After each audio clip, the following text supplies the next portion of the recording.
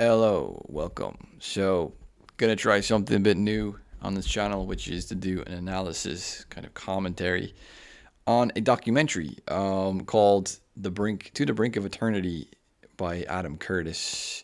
If you don't know Adam Curtis, you might be familiar with him because of his documentaries, "The Century of the Self," which is his documentary on Edward Bernays and the kind of post-war industry of marketing and propaganda, which sort of utilized um, the knowledge of psychology, modern psychology. Bernays was Freud's nephew, and kind of utilized it. Maybe we could say weaponized it for the marketing industry and also for political social engineering aims as well. So this documentary is about similar themes. It's, I suppose you could say this documentary is primarily concerned with what we call the deterrence era, the era of nuclear deterrence. So I'm going to try to do a Paul Virilio style analysis of this because, as you know, long followers of this channel will know, I am a reader and supposed enthusiast of the work of Paul Virilio, and I've taught a course with Joshua Hansen on Virilion. Taught that last year, and I'm probably going to teach it again sometime. Maybe this summer. I'm not sure exactly. So keep an eye out if you're interested in doing a course on Virilion. Keep an eye out on this channel. So I'm basically going to do an analysis of this documentary because this is almost a perfect encapsulation of the zeitgeist of the deterrence era. It gives a kind of concrete historical account of many of the events and personalities and institutions and political decisions and so on that really resonate, really inform us into the themes that Virilio is primarily concerned with, such as speed, the emotional synchronization caused by fear, and by the modern media. For Virilio, instant communication collapses buffering distances in space, so we become emotionally synchronized into the same, emotionally synchronized, I suppose, hive mind, you could nearly call it. And fear is really the primary, I suppose, like psychopolitical force which creates this synchronization. As Virilio has pointed out, the change in propaganda from the 20th century to the 21st century was the change of the standardization of opinion, which is the kind of old bourgeois models to standardize our opinions, to the synchronization of emotion, which is the kind of digital era, mass media era, particularly through not just broadcast and radio, but more importantly, even the internet. So I'm going to do this kind of Virilio styled analysis. So also, just before I get into it, Academic Agent, where I came across this documentary at first, although I was already familiar with Curtis from Century of the Self, but I came across this documentary at first because of Academic Agent. He's done his own breakdown on many different Curtis documentaries, including this episode. So that's a really good.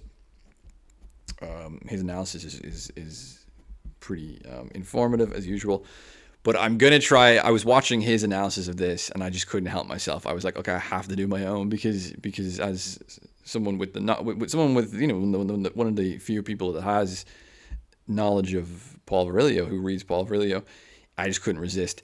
It's like literally a documentary made for him not for him necessarily, but to give a more concrete historical observation and analysis of the themes which Virilion was primarily concerned with, especially to do with nuclear deterrence and the so I suppose the psychopolitical role of fear in the post-war and Cold War environment. Let me just read from Virilion's text, The Administration of Fear, before we get started, because I want to emphasize in this analysis the role of the administrators. Okay, so if we have an administration of fear, we have, okay, let's put it like this. We have a social engineering complex emerging after World War II. Not that social engineering didn't exist before then, but really aggressively, I think the US and the Soviet Union, who, as academic agent points out, are kind of often in Kurdish documentaries, are kind of reflective of each other. They're in a kind of dialectic with each other, and they compete with each other in certain ways in which there's obvious distinctions, but there's also peculiar similarities between the two. And I think that the thing that the US and the Soviet Union has in common, which makes it distinct from Europe, or makes it distinct from Asia, Africa, or anywhere else, is that it embraced, I suppose, much more utopian models of social engineering than any other civilization ever has. And the role of fear within this competition between Russia and the U.S. in the post-war Cold War era is really important.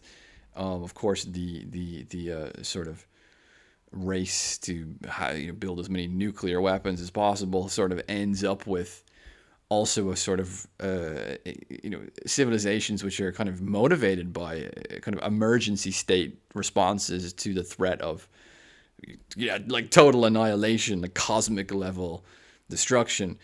And I want to kind of investigate two things in this. First is the moral conditioning, the kind of social and moral conditioning, which this sort of era of deterrence and panic, like what's the kind of moral character which emerges from such forces. And also I want to look at the administrators, because bloated kind of managerial power structures are run by bureaucrats and administrators, and I suppose we can think about like the management of fear. The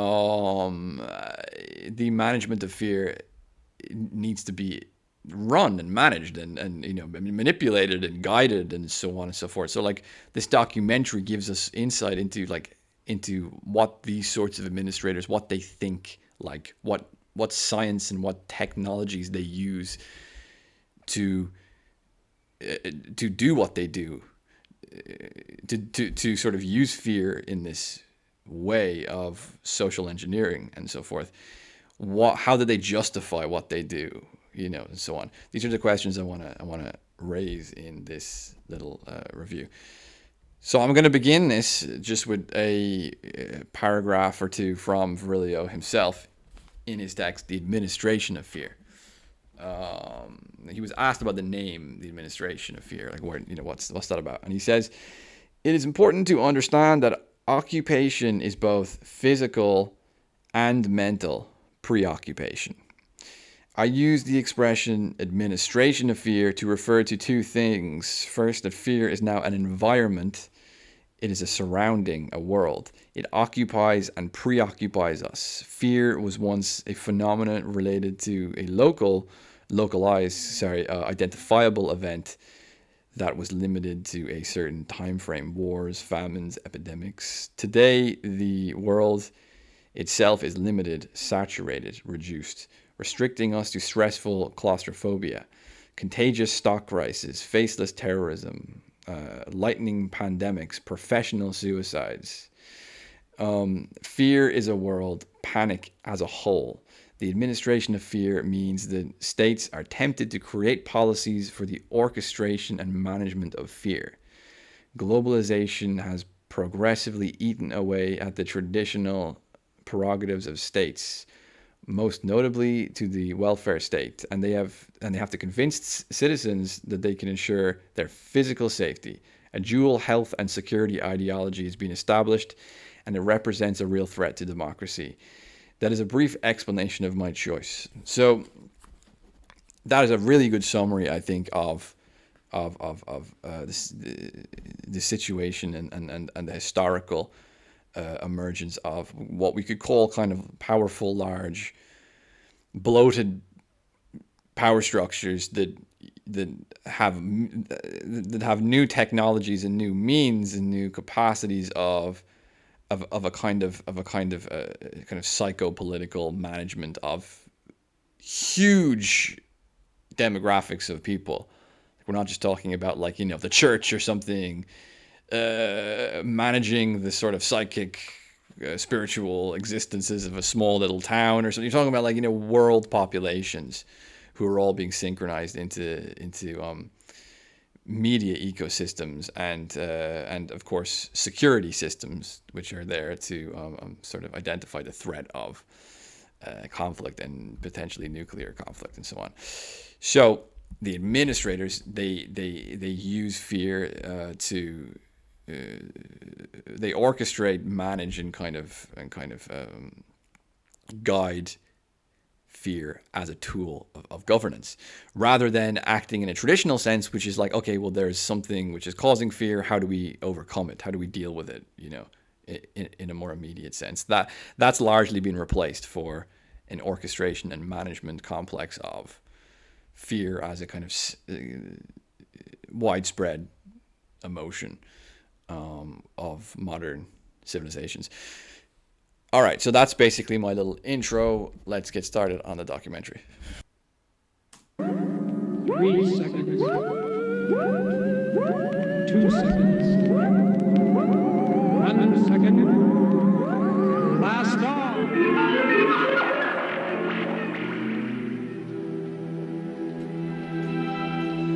The age that we have just left, the 45 years since the end of the Second World War, was overshadowed by a strange partnership between science and fear. It began with a weapon created by scientists that threatened to destroy the world. But then a group of men who were convinced they could control the new danger began to gain influence in America. They would manipulate terror. To do so, they would use the methods of science. Out of this... Okay, like immediately, this is just brilliant. For a Paul Virilion enthusiast, this is just brilliant. Like everything is just brilliant about it. Setting us up straight away with the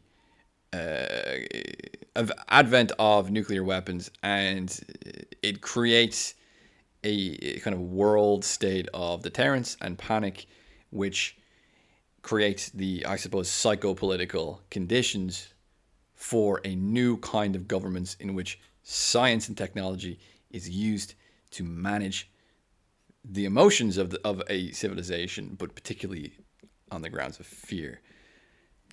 Also, I really like the video footage of just driving down this dark road like it's the beginning of a horror film. I think this is a brilliant filmmaking. So anyway, let's continue. This would come a new age, free from the chaos and uncertainties that had led to terrible wars in the past.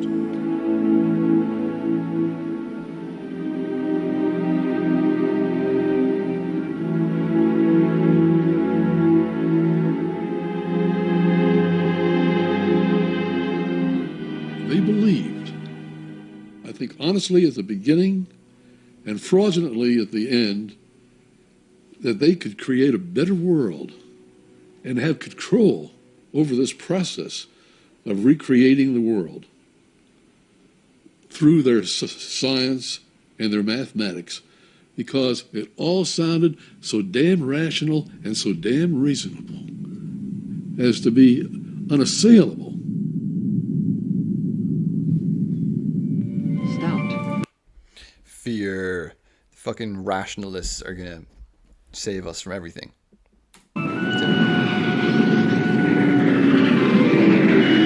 Their opportunity came on October the 4th, 1957, when the Soviet Union suddenly launched the first ever satellite, Sputnik. It was amazing to the American people that here was this spacecraft up in the sky, and suddenly the American people realized that the Soviet Union was not, as they were supposed to be, a backward power that was capable of providing us with caviar and ballet companies, but had no business being up in space. It was shocking to find out we'd been so wrong about them. It was shocking to discover that perhaps we had something to fear. 2 months later, the Russians struck again.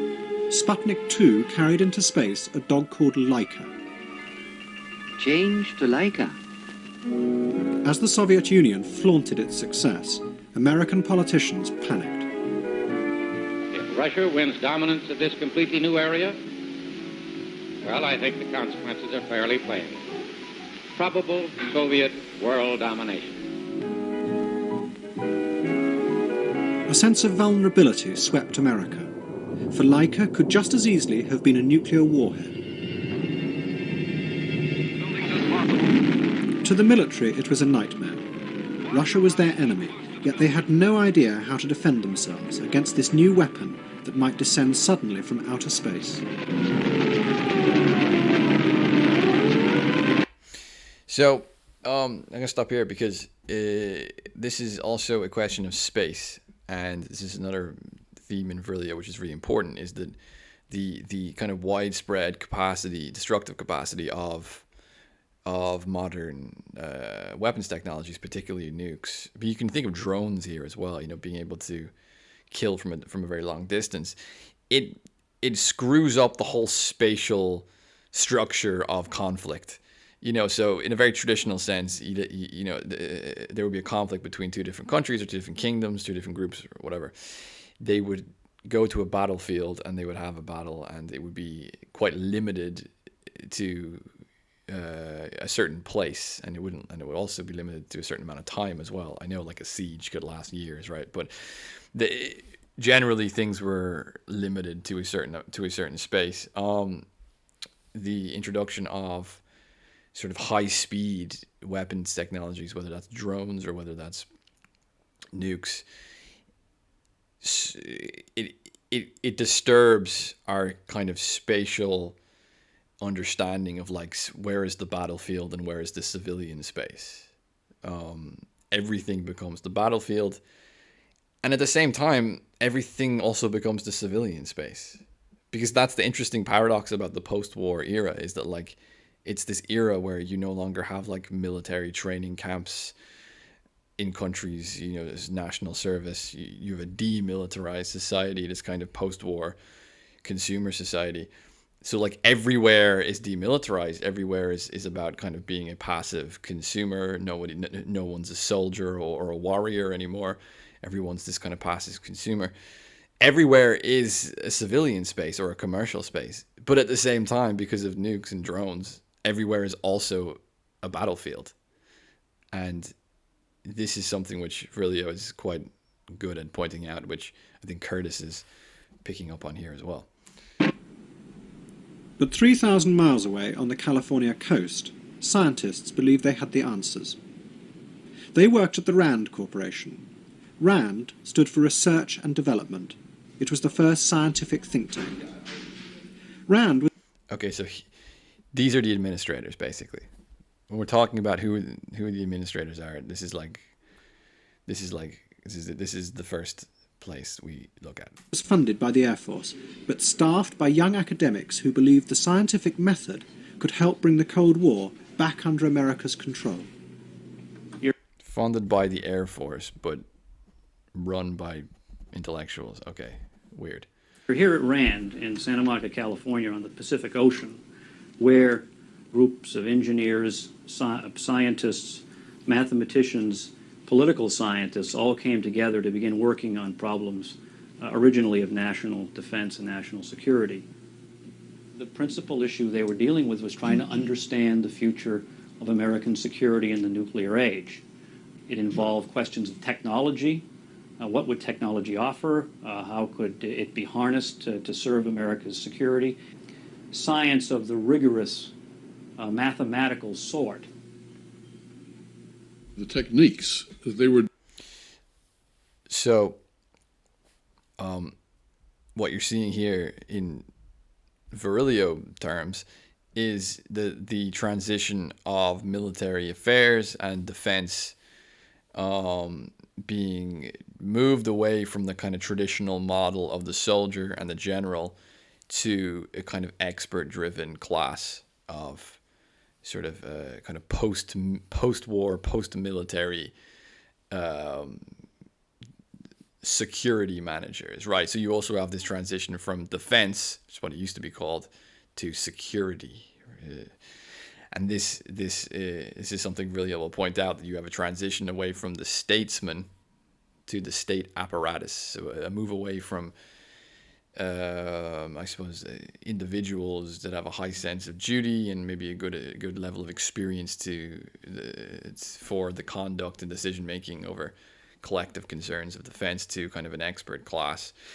The reason being also, well, somewhat because of ideological reasons and so on, but also just the kind of complexity of weapons technology, I think. It opens the door for this kind of arrogant technologist general. So it's, you don't really have a general who's a soldier anymore. You have this general who's a kind of technologist. He's an expert. He's a rational, scientific man. He's someone that in a traditional society would have been kept far away from the military because they would have thought you're going to screw everything up. But in our time, because of the complexity, it somewhat necessitates, or at least maybe not necessitates, but it opens the door for these sorts of people to become the decision makers of military affairs. Developing, generally categorized as systems analytic techniques. And what this consisted of was getting an enormous mathematical model that could be calculated thanks to the advent of these high-speed computers. Next, we can store a program to compute the required factors. We had a combination of technologists, the economists, mathematicians, who could piece all of these disciplines together. Yeah, so you don't need like a sovereign figure anymore, apparently. You don't need a general. You don't need someone who's a representative of a social order. You have people that are able to compute and calculate a kind of complex array of information into a kind of rational decision-making apparatus, and then make decisions on that. So you see exactly this thing really I was discussing of like a move away from the statesman into the state apparatus. But when we say state apparatus, we should also be aware that, and this is what the nice thing about this documentary is, that this state apparatus is run by people, and these people have names and addresses. Like that's also an important thing we need to remember.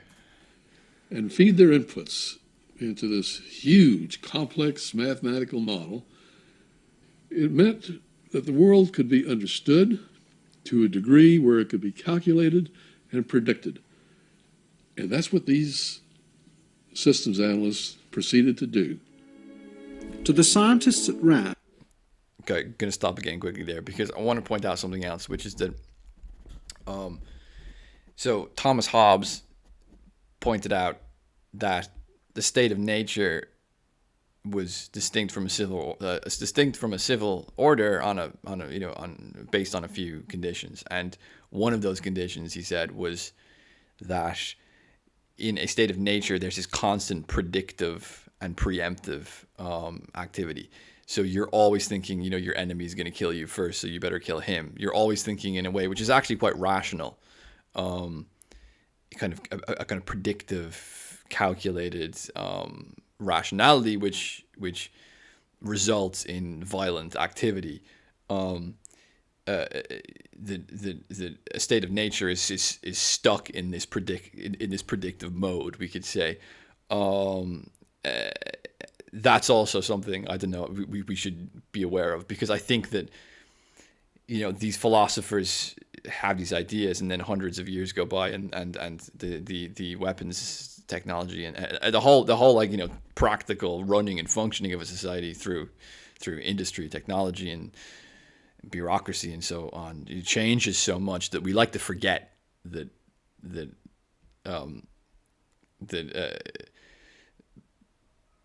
it's not just pagan warlords who are looking for glory who are a kind of threat to some sort of social stability or political stability. It's probably more so in our time than anything a kind of predictive, calculative function of the psyche and of the society, which is actually causing the constant state of like disunity and instability. And the Cold War was a totally new system of conflict. Past experience and politics were no help in predicting how the other side would behave. They turned instead to a method of predicting behaviour in uncertain situations, the theory of games. It had been developed by the famous mathematician John von Neumann, who had worked at Rand.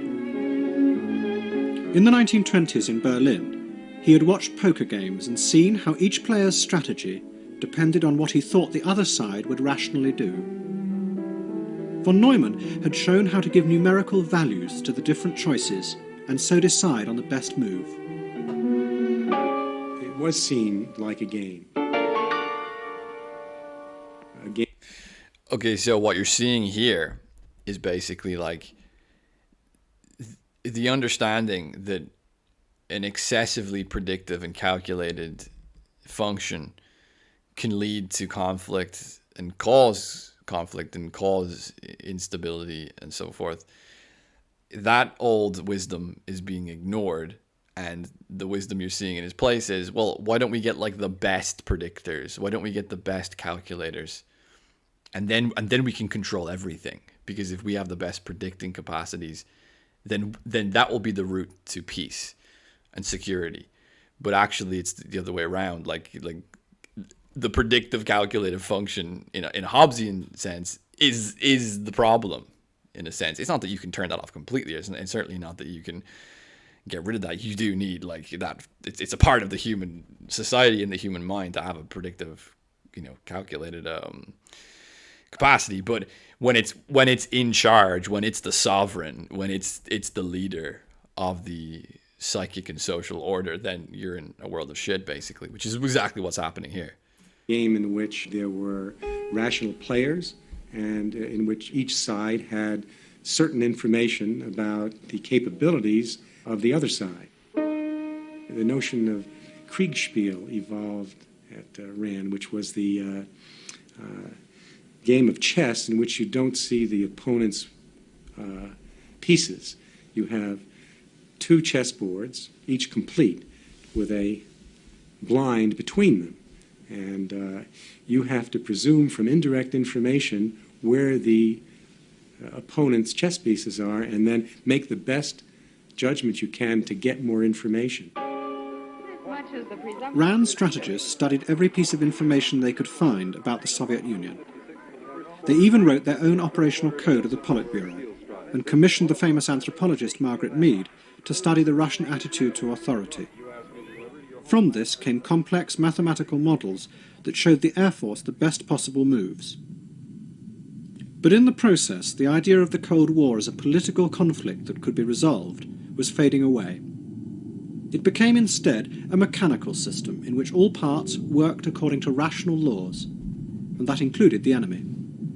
So the strategist's job was to keep it balanced in equilibrium. Okay, so again, like it goes from a political problem to a kind of mechanical problem. So again, it's like the move from the statesman to the state apparatus. The most influential figure at Rand was Albert Wohlstetter, a mathematical logician. He was also a devoted fan of modern architecture and abstract design, and a close friend of the famous architect Le Corbusier. Wohlstetter saw the system of conflict as dangerously unstable. He was convinced the Soviet Union might attack, not because it wanted to, but because the rational logic of the system would force it to pull the trigger first. I drew the analogy with the Western gun duel. The gunman and the sheriff were not necessarily morally equivalent in any sense, but they each might find themselves in a position where they'd have to draw first in order to survive. And this would be a rational act if they found themselves in that position.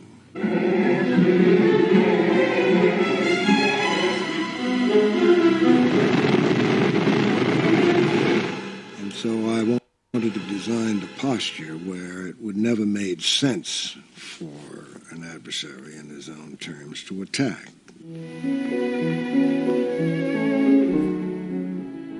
Wohlstetter invented what were to become the familiar icons of the nuclear age.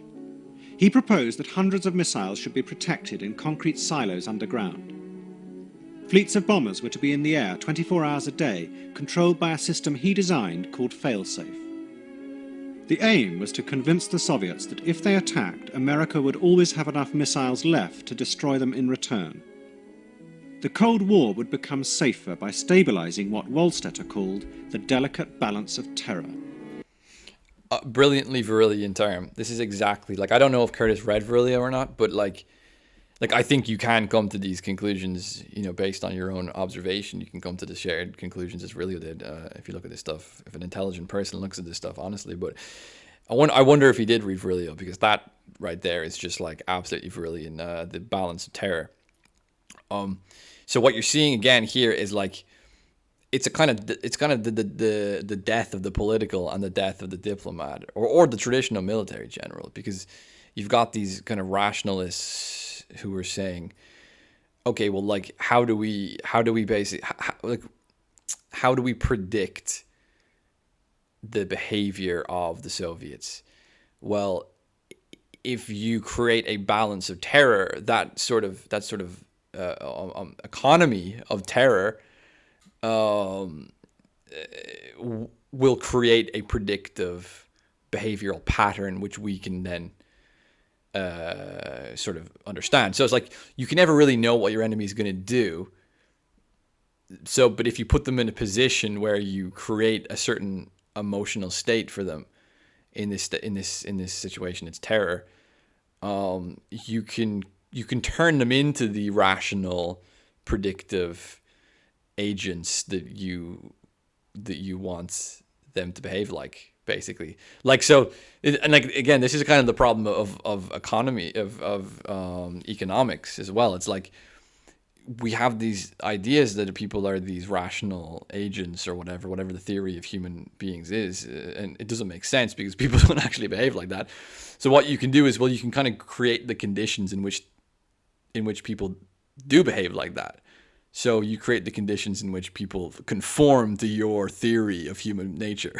like if we can just get them to be scared enough, they will behave in the way which fits our models. And if their behavior fits into our models, then we'll know everything they're going to do, and we'll have a complete kind of we'll have a complete control of the entire situation.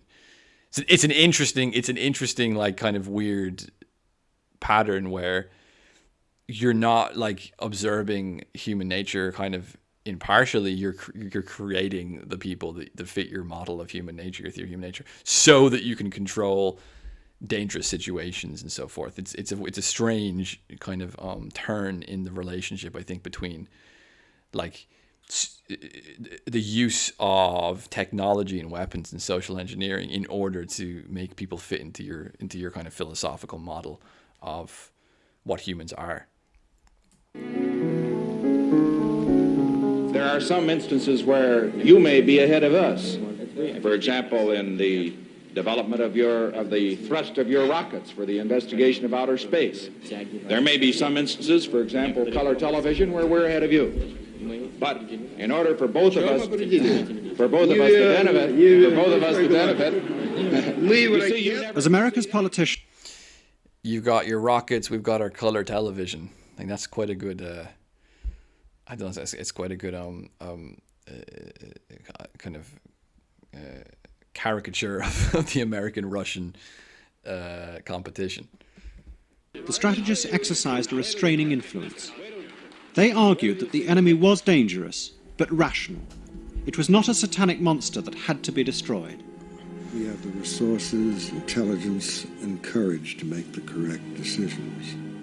There were real dangers of the subversion or attack on, or military attack on Europe. Our aim was to design a more stable balance.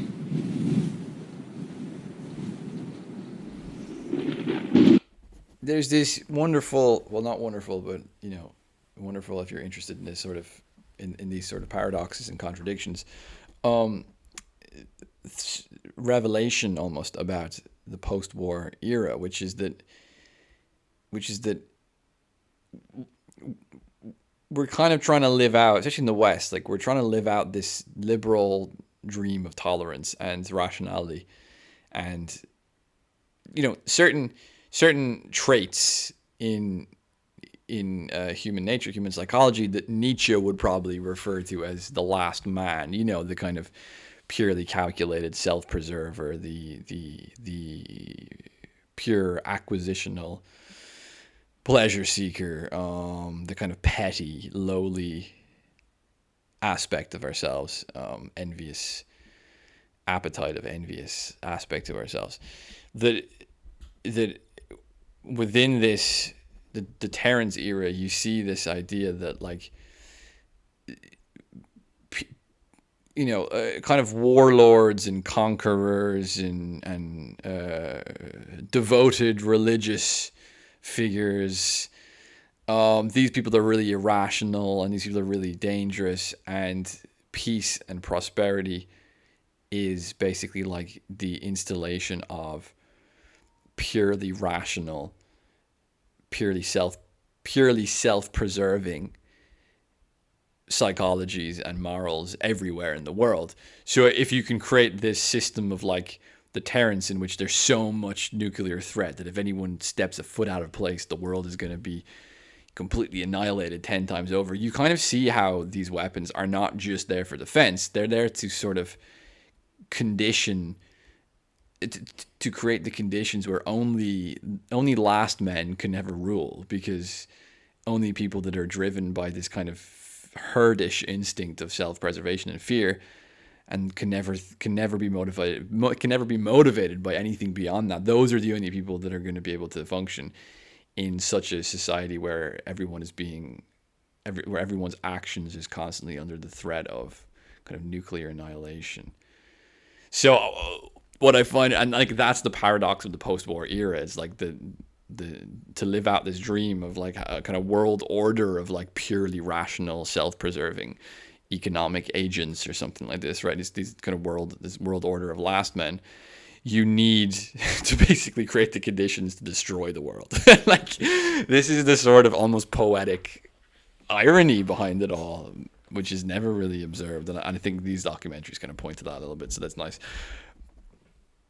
But the rise of the strategists was only part of the changes brought about by the Cold War.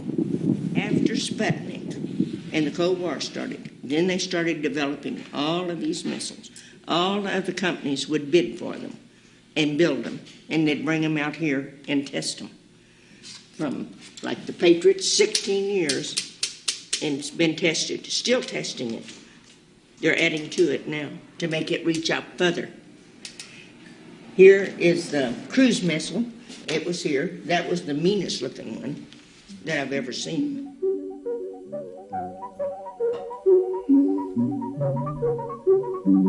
To see something like that was out of this world, was unreal. Liftoff. In 1961, the influence of the men from RAND increased dramatically. The new president, John F. Kennedy, turned to them to impose order, not only on nuclear strategy, but on the arms race, which was threatening to run out of control.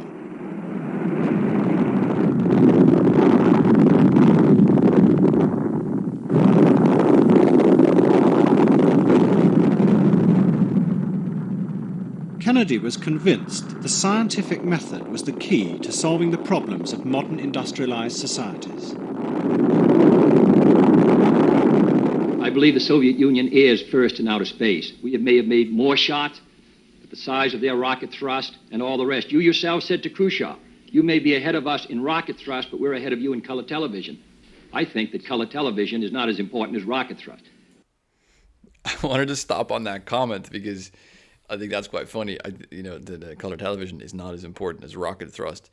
But the interesting thing about, looking at things from Paul Virilio's perspective is that actually it is. The power of these weapons only it's are not like the power of these weapons are not simply in material. The emotional power of these weapons and the psychological power of these weapons is equally as important. And it's through television and media which this state of panic is transmitted.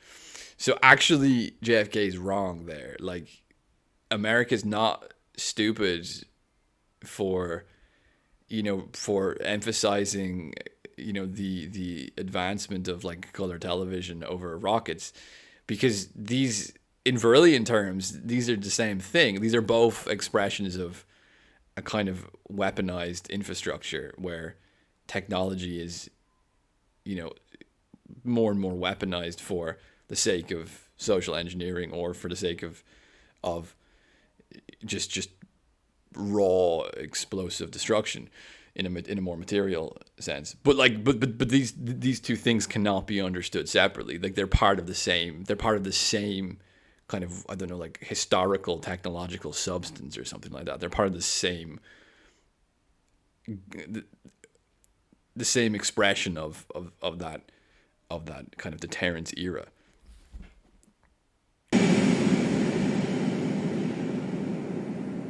Leading members of the RAND Corporation were asked to become the aides of the new Secretary of Defence, Robert McNamara. McNamara had previously run the Ford Motor Company and used systems analysis to rationalise production. Now he told the strategists to do the same with America's defence. They were no longer advisors. All right, so you now have the manufacturers and the industrialists coming into the fold here. So we've had like the intellectuals and the kind of data collecting economists and social scientists who've been empowered, kind of militarily empowered. In some sense, it's not really militarily; it's more technologically. But you know what I mean. Through this technologicalization of the military and of concerns of defense, issues of defense, it first empowers these sort of rationalistic economists and intellectuals and so-called experts, and now we have the manufacturers getting their piece of the pie too. To the military, they had become the masters. But they had hardly begun work when they received some astonishing news. A new reconnaissance satellite showed that far from having 600 missiles, as the Air Force had claimed, the Soviets had only 4. It was severely embarrassing for the strategists, because the Air Force figures had been the basis of much of their work. The Air Force intelligence inputs were mainly parochial, and they were designed to make out the enemy, principally the Soviets, at their very worst, because if they did that, the Air Force would get ever so many billions of dollars to build more airplanes, more missiles, more everything. And so these analysts were being misled from the very beginning. For years, the Air Force had been showing slides of Russian monasteries and war memorials, claiming they were missile silos in disguise. The awkward question now was whether RAND studies were equally fictitious. But the strategists were undeterred. The Russians had fewer missiles, and the satellite showed where they were. So it would be possible, if a nuclear war happened, to mount selective strikes and thus control. I think here also it's like the cultivation of knowledge is increasingly just done in order to fit pre-existing models of thought. It's a kind of running theme, I think, throughout this, and I think it's a problem of social engineering in general, or it's a problem of like the modern scientific rationalistic kind of authority, is that like it tries to bend reality to fit its model. The Russians don't really have as many weapons as we think they have, but we have to fudge the numbers, because if we don't, then our motivations won't be as justifiable or something like this, right? So you have to bend reality to fit your model, instead of building a model based off of observations of reality, which is the kind of like, scientific ideal, is to do that. You build a model based off reality. But once you have science incorporated into all these different mechanisms of industry, of kind of ideology as well, industry, commerce, nuclear deterrence, and the kind of the influence of fear and so forth, it just gets to this kind of like degraded version of science, a kind of degraded propagandistic version of science. And I definitely think we could look at the recent events with the old lockdowns and think that was definitely going on there too, wasn't it? Control and even win the conflict. This was combating the notion that there was only one big spasm kind of war, and once things started, all you did was shut your eyes, close your ears, fire everything. I was once doing a study in the Pentagon with the people who were responsible for gathering all the data about nuclear detonations anywhere on the continent. And I asked the question, how do you tell when the war is over? And it looked as if the question had never occurred to them before. And I thought, well, this is important, that somebody must be attending to how the war will be ended, as well as simply to how to start it efficiently. Under the strategist's new plans, Soviet military targets would be annihilated first. America's remaining missiles would be held back to threaten Russia's cities and force the Soviet government into submission. The most notorious proponent of these plans was Herman Kahn. He had left RAND and set up his own think tank, the Hudson Institute, near New York. I just want to point out that in Academic Agent's review of this, he said that this guy looks like the Penguin from Batman, which is kind of funny. So I thought I'd relay that in this analysis as well. He was convinced a controlled nuclear war was possible. Just because you go to war, that itself may be an irrational act, or may not. But even if you irrationally decide to go to war, it doesn't mean you have to fight it in a wildly irrational fashion. Many people feel that even if they survive a nuclear war, that things are going to be so awful and life is going to be so destroyed everywhere that they'd actually rather be dead. That's a almost completely standard reaction, and it's really a reaction to try to prevent thinking about the subject. And I make a comment which always gets me in a great deal of criticism. Let me make it anyway. Objective studies literally indicate that the post-war environment, while hostile to human life, more hostile than the pre-war environment, will not be so hostile as to, quote, preclude normal and happy lives. The Institute is now deserted, but in the early 60s it was full of men and women working out what to do if the worst happened. Cities on both sides were given precise values. Then scenarios were constructed, like equations, showing what to do in any eventuality. There's an accident. We drop a bomb on Kiev. It was a fluke. We didn't mean to. The Russians believe we didn't mean to. Then there's a negotiation. What is she talking about? We dropped the bomb on Kiev, like, oops, saws, didn't mean to do that. Like, what? This is the funny thing about Curtis documentaries, is that he gets the most peculiar characters to be very strange openly. And I think that that's something that you couldn't really do today, because people are more suspicious because of the internet. You know, people see a camera and they're more like, okay, act normal, act normal, act normal. Where Curtis had the privilege of, I think, filmmaking at a time where being in front of a camera was more rare. So that people would see it as an opportunity to be a little bit performative, or a little bit to like give their honest opinion or something like that, like to open up a bit more and reveal their sort of peculiar character more openly, which I think is beneficial. And this is one of those moments. These women are very strange. About where can we drop a bomb on something that's of equal value of Kiev? If we drop the bomb, we can stop now.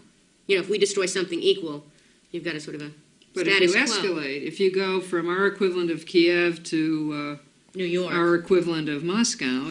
Like, do you think any of these people have ever, like, been in a physical confrontation, let alone, you know what I mean? Like, I think it's remarkable that these people are being empowered to make decisions over military matters. And it's like these, like, upper middle class women, you know what I mean, who probably couldn't even do a push-up.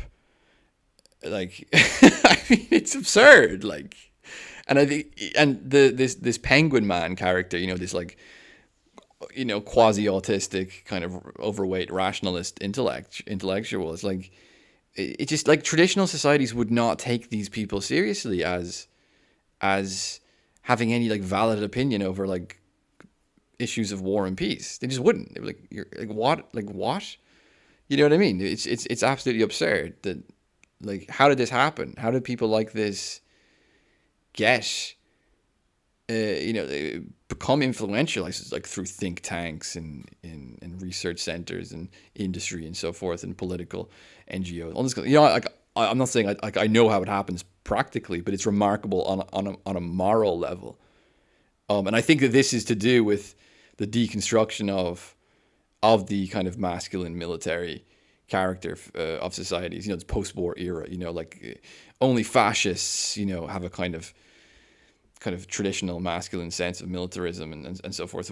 We're rationalists. We're economists, and like they're just openly talking about like nuking Kiev. I don't know what they're talking about. Like they're just kind of casually talking about nuking Kiev, as if they're discussing what to eat for dinner or something, right? Like it's astonishing. Oh, it's a very big escalation. Like the point is, these people are not suited for this kind of thinking. Is what I'm trying to say. In a controlled nuclear war, populations of cities would become like pawns in a game of bargaining with nuclear weapons. So the strategists persuaded America's leaders to take civil defense seriously.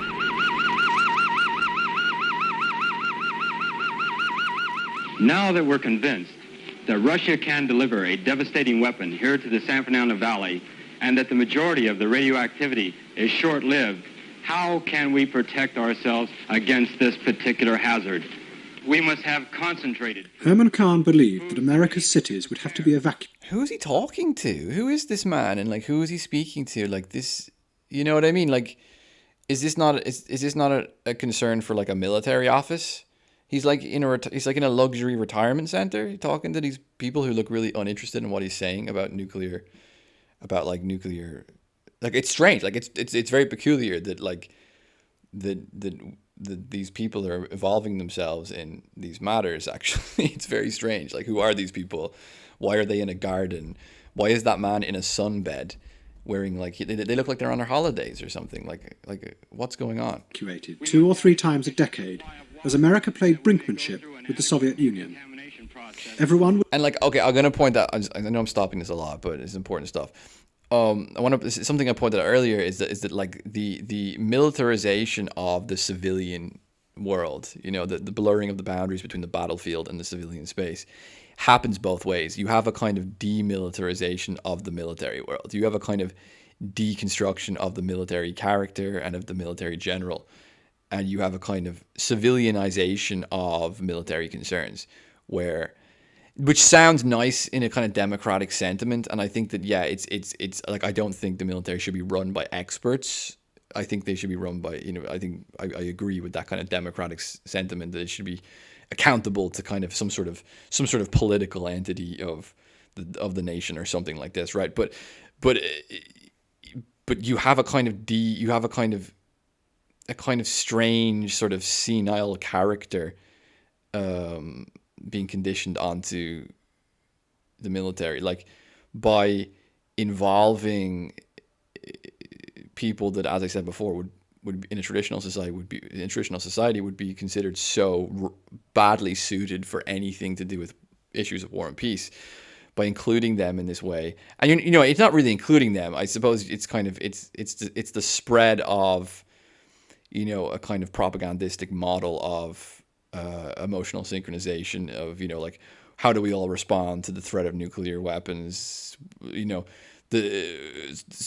If you're a local school teacher in a small town in like rural America, you have to concern yourself with these military matters because you're going to have to like lead the kids like in second grade to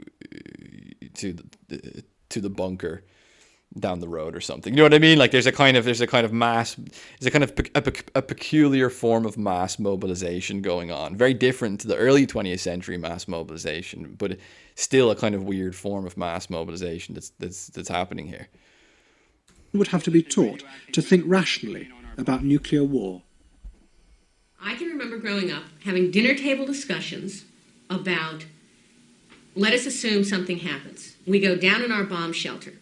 We can support 6 or 10 or 12 people in the shelter. The neighbors start banging on the door. Let us in, let our children in. Who do we let in? That's sort of unthinkable when you're 10 years old or 9 years old. I mean, but I remember growing up discussing things like that because it was possible. If it was possible, it was worthy to talk about, rather than just saying, well, you throw up your hands and say it's unthinkable. These analysts. It's again, so this lady is saying that, when she was a kid, they would talk about, like, if there was a nuclear bomb and they only had space in the shelter for, like, 5 people and there was 7 people, what do you do? Like,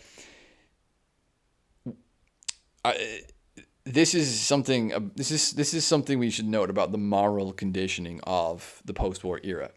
And I often wonder this because, like, there's a kind of, motif of boomers being a certain way, and I think that this does explain the boomer character and the boomer era, as academic agent calls it, the boomer regime, well, in the sense that emergencies are basically designed to create a very indulgent moral structure. Like, you conceive of a kind of catastrophe not as an opportunity for rising to the occasion and doing your moral and social duty for your people or something like this, right? This is the traditional way you'd think of it. Like, if there was some sort of natural disaster, if we were invaded by a foreign military, this would be the occasion in which there was an opportunity to be to act in a selfless way or in a sacrificial or heroic way or something like this, right? Whereas what this lady's basically saying is, like, how do we not let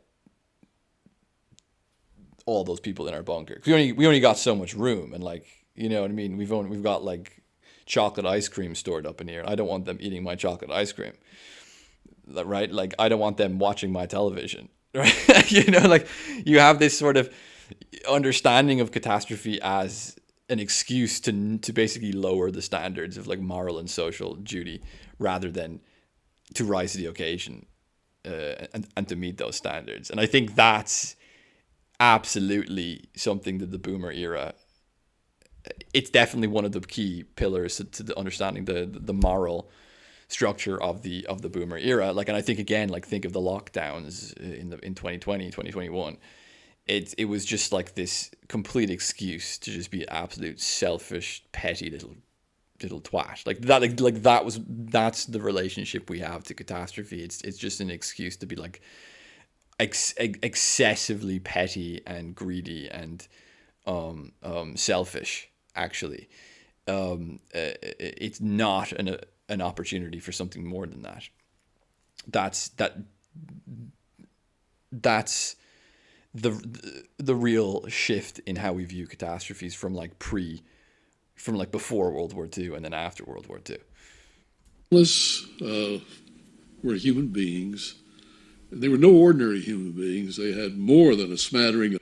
And sorry again, but the reason that this moral indulgence happens is because the whole conception of conflict, catastrophe, and so forth is being formulated by basically, like, these kind of consumer rationalists, economists, undisciplined kind of, like, you think about the traditional military character. He's got his vices, but he's self-sacrificial. He thinks of more than just himself. He's courageous. Whereas it's not necessarily like a military figure, but the sort of, like, citizen responder. The citizen responder, whether it's to a pandemic or to a nuclear threat or to whatever it is, he or she is not a self-sacrificial, heroic, kind of gritty, strong person. They're they're a consumer. They're a kind of they're a rational calculator. They're thinking, I've only got space for 5 people in my bunker, and there's 7 of you. This is not the way that like a traditional that a person who was involved in matters of war and peace would think like in the past. This is in my opinion anyway, this is a completely novel to the post-war era. The megalomaniacs, Herman Kahn being one of them, Albert Wohlstetter, another megalomaniac. It was this feeling that they could gain control and a huge degree of power by doing these studies. And so these analysts indeed achieved their grandiose dream. They were in full control. Then, as if on cue, a crisis occurred that seemed the perfect test for these theories. In October 1962, America discovered the Soviet Union was sighting nuclear missiles in Cuba. The question was how to force them to stop. To the strategists, it was a clear opportunity for their scenarios. While journalists waited outside, President Kennedy's cabinet met to decide whether to attack Cuba. Their discussions were recorded. The tapes show a group of men facing the reality of a nuclear crisis. As the strategists had told them, it was a game of bargaining. But confronted by the need for action, they found they had no idea how the other side would respond to any move they made. They weren't even sure if the other side was rational. It seems to me almost certain that any one of these forms of direct military action will lead to a Soviet military response of some type, someplace in the world. But they may be thinking that they can either bargain Berlin and Cuba against each other, or that they could provoke us into a kind of action in Cuba which would give an umbrella for them to take action with respect to Berlin. If they could provoke us into taking the first overt action, then the world would be confused and they would have what they would consider to be justification for making a move somewhere else. For the first time, I'm beginning really to wonder whether Mr. Khrushchev is entirely rational about Berlin, because if they shoot those missiles, we're in general nuclear war. As the crisis escalated, the prospect of nuclear war became very real. If it happened, the strategists' elaborate plans were supposed to offer the president ways to control it. Well, I must say I was scared to death that we were going to get ourselves in a nuclear exchange. And I wasn't sure until the final culmination of the thing that we were going to escape that. I think we took a hell of a chance. So, If that nuclear exchange had happened, do you think it could have been controlled in the way the strategists argued? No, I think we had testimony from these characters by day and night on how do you contain a nuclear exchange. I never believed any of it. Half or 3/4 of Los Angeles has been destroyed. Well, how are you going to continue to live? Well, the first thing we have to recognize is that if half of Los Angeles is destroyed, maybe 80-90% of the people will be dead, and there will be fewer mouths to feed, and those of us who will survive will have more water and food to divide up. This is exactly what I was saying earlier. Like this is the moral revolution, right? So we think of the post-war moral revolution. We're always thinking of like, it's the sexual revolution or something like this. Well, yeah, that too. But like the kind of moral revolution of catastrophes, where like people are thinking just about like, oh, I hope there is a big explosion because maybe then I'll have more stuff. It'll be less social competition for resources, and I'll have more stuff. Like, wouldn't that be nice? Maybe my house prices will go up or something if the other houses are destroyed. Maybe my house price will go skyrocketing through the roof, and wouldn't that be nice? Well, isn't this a very good argument from a purely selfish point of view of not wanting many people to make shelters? This is true, but on the other hand, those of us who have been building shelters, we believe for the most part that if we as citizens do something to demonstrate that we are prepared to withstand an attack, the Russians or whoever it is will be less likely to launch an attack against us. Do you know, like this kind of this image of like the petty middle class consumer who buys a new car or gets a pool installed in his back garden to make his neighbor envious. This is like the same thing, but with nuclear shelters. It's like, well, my nuclear shelter has Wi-Fi, so, you know, my nuclear shelter has a cinema room. You know, my nuclear shelter has a vending machine. My nuclear shelter has a dehumidifier, so we won't be getting the sniffles when we're bunkering down through the nuclear apocalypse. In the end, President Kennedy ignored any idea of controlled war. Instead, he told the Russians that if they launched just one missile from Cuba, he would retaliate with America's entire arsenal. To the strategists, this threat was irrational and humiliating. My only recollection is of one of disappointment. The damn Irishman isn't acting like a rational economic agent. Kill him. I mean, President Kennedy indicated that the United States had the capability to engage in massive retaliation, which led several of us to wonder why he had used this particular language and why he hadn't gone to what at least we thought of as the more powerful and rational approach to deterrence. It seemed to me that it would be utter folly for us to go in what one of my colleagues, Herman Kahn, called a wargasm and try and destroy everything we could, because in effect that would sign the death warrant of the United States. A wargasm. The Russians backed down, and America celebrated. But Cuba had shown, like a flash of lightning on a dark night, how the Cold War really worked, through fear, not reason. Robert McNamara began to back away from the elaborate plans for controlling nuclear war. And I think that's a really good comment to make by Curtis there, because I think that this is also what we're seeing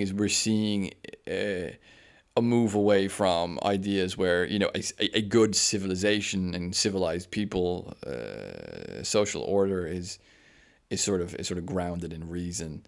Now we can debate, you know, for days what that means. What does reason mean in this context or that context, and so on. But nonetheless, in general, I think it's true that you're going towards like an Enlightenment understanding of civilization, which is grounded in reason, to a kind of post-Enlightenment, yet still technologically hyper-advanced and wealthy civilization, which is grounded in fear. The strategists remained influential. Politicians found their rational approach irresistible. I think the Americans have made a kind of theology about using scientific means to solve political problems. The belief that this is a kind of substitute for religion, that you turn to these mysterious forces which were now begun. A theology of using science to solve political problems. Yep, that's a great summary, I think. Harness for the first time, and we can use them, and therefore we become a master of everything, and we don't have to worry about others. Society is a place where every child can find knowledge to enrich his mind and to enlarge his talents. It is a place where leisure is a welcome chance to build and reflect, not a feared cause of boredom and restlessness. It is a place where the city of man serves not only the needs of the body and the In 1964, President Johnson promised a new approach to government, which would solve deep-rooted social problems, such as poverty. Its architects were to be the systems analysts from RAND. President Johnson had a vision of a society which would be glorious.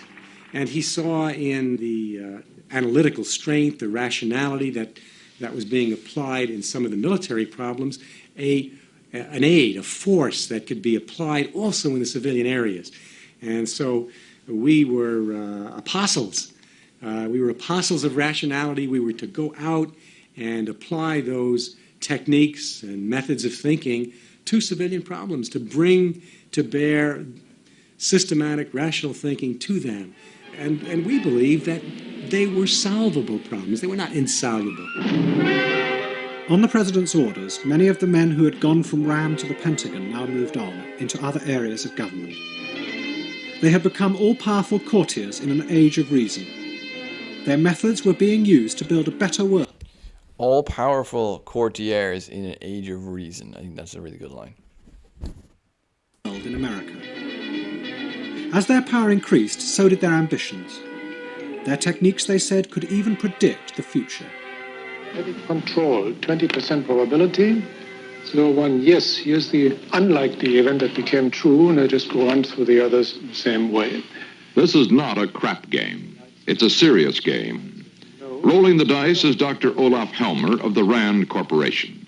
He is conducting a simulation exercise. A panel of experts has studied a list of possible 21st century developments, from personality-controlled drugs to household robots. They have estimated the numerical probability of each. The current fascination of a new intellectual breed, the futurists. So we wind up with a world which has the following features.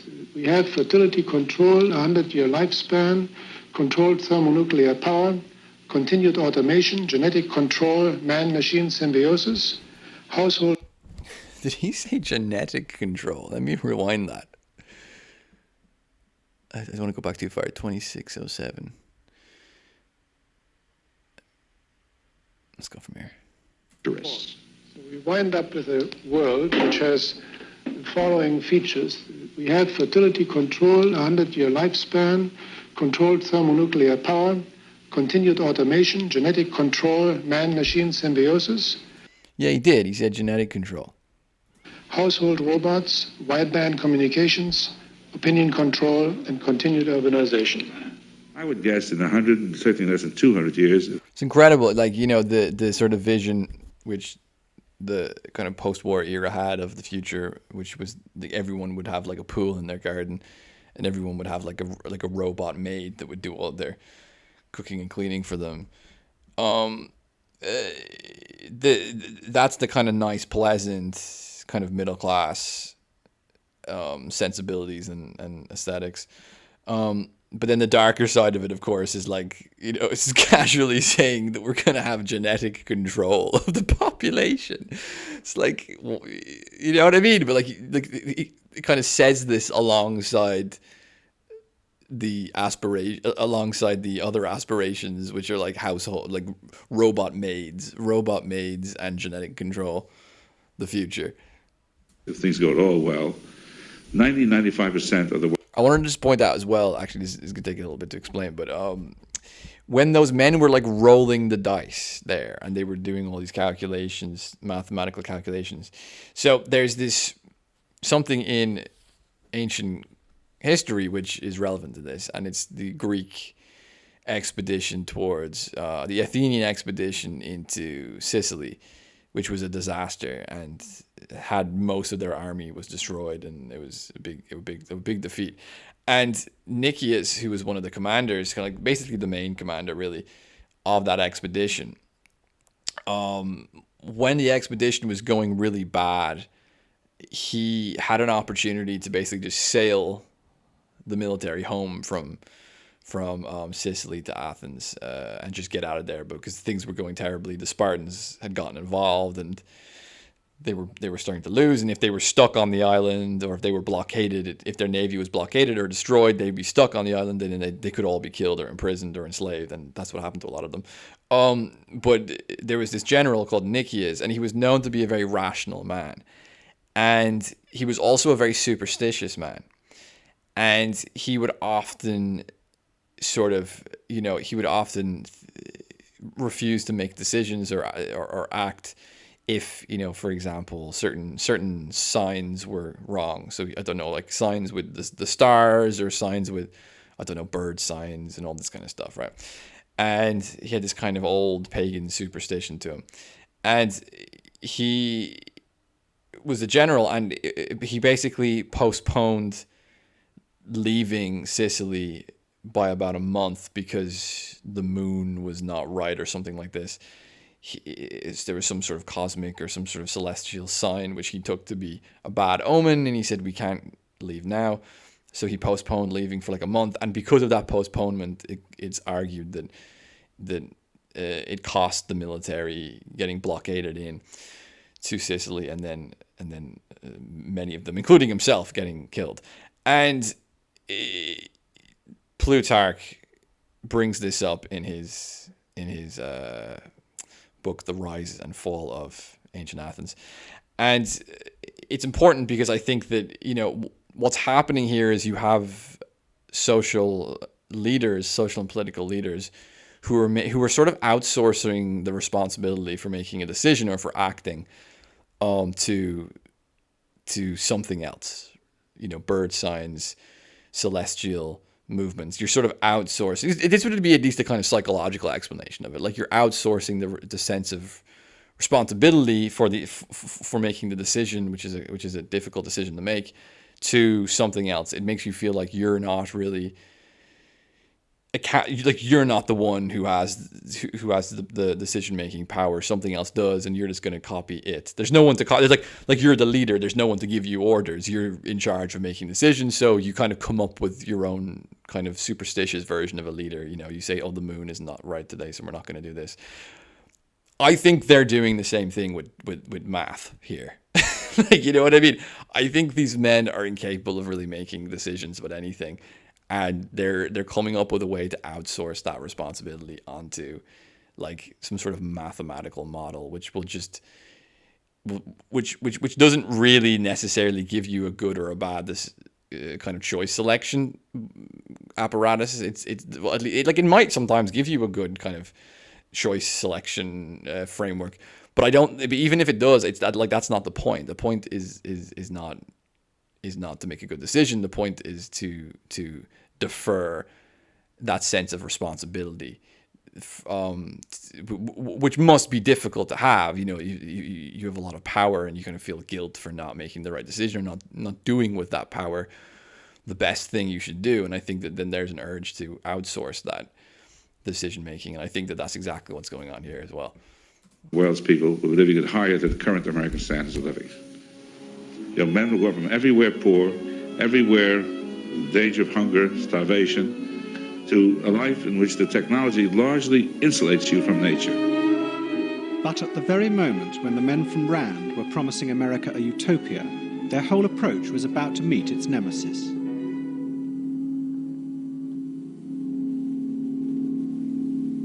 In 1965, Lyndon Johnson began a bombing campaign of North Vietnam.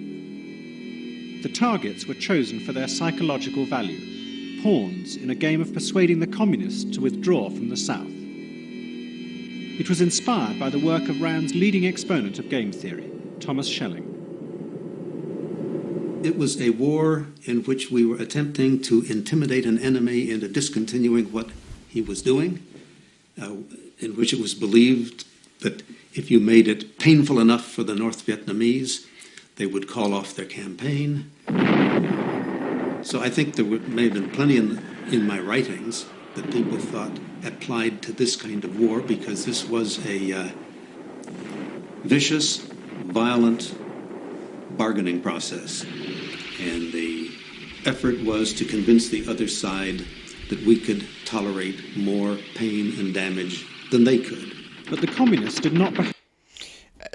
Again, this is the courtiers of an age of reason, as Curtis put it. These kind of American elites from these various think tanks and research centers and so forth, and economists and policy wonks, all these people. These kind of suit wearing, kind of sweaty, overweight, rationalistic men who they're trying to basically they're trying to use their military to make everyone else think like them. This is what's happening. Like they're trying to use the fear created through these weapons technologies to sort of condition everyone in the world to think like them. Because if everyone thinks like them, then we won't be in this sort of paranoid state of unpredictability, this Hobbesian state of nature, I suppose we can call it, like this state of unpredictability. We'll have stability, we'll have unity, right? So this is the very Virilion again. This is the kind of perverse attempt to create kind of order and unity by turning people into last men, basically, like turning them into these kind of economic, rational, self-preserving people, violently turning them into it. Behave in a rational way and retreat. Reluctantly, the strategists in the Pentagon agreed to send thousands of American troops to Vietnam. Glory, glory, what a hell of a way to die! Glory, glory, what a hell of a way to die! By now, the systems and numbers approach dominated the Pentagon. McNamara's whiz kids were convinced that the battle against the Viet Cong could be managed in a rational, scientific way. Indeed, they could see no other way.